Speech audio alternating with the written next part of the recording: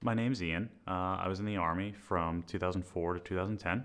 During that, I deployed to Iraq from 2008 through 2009. I got out of the military in 2010, and I've been a student veteran since then.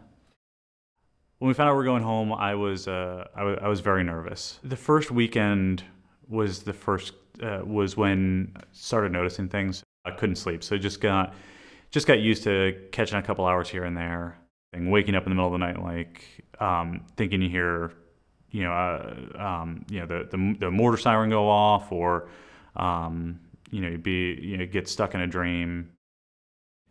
Driving was probably the biggest adjustment. I was driving, and even though you're safe, I was driving down the highway, and there was suddenly a trash bag on the side of the road, and I crossed 4 lanes of traffic. Just instantly. I could easily blow $2,000 in a weekend just going out to the bar.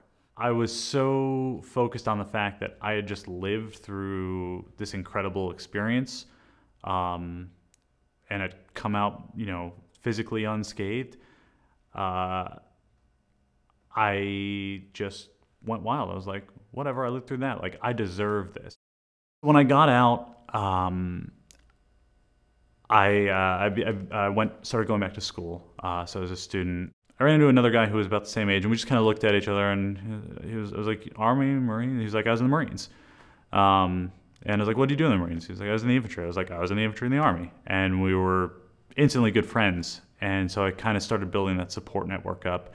And we were leaving class one day, and he was like, hey dude, by the way, you should probably check out student services for their, they have counseling. I go to it from time to time. So I started with counseling on campus, and that helped for a little bit. And then it was just, I realized that I needed to go to the VA. So I set up an appointment with the VA, and I thought it was actually going to take a really long time, and it was pretty quick. And so went in, and the guy who I saw was a Vietnam vet who was really cool.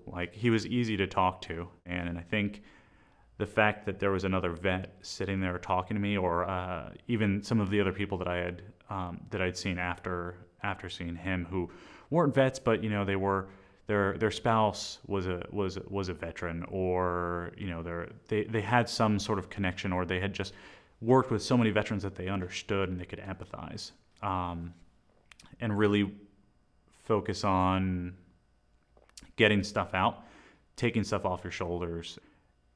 I would walk out and take a breath of fresh air and feel good.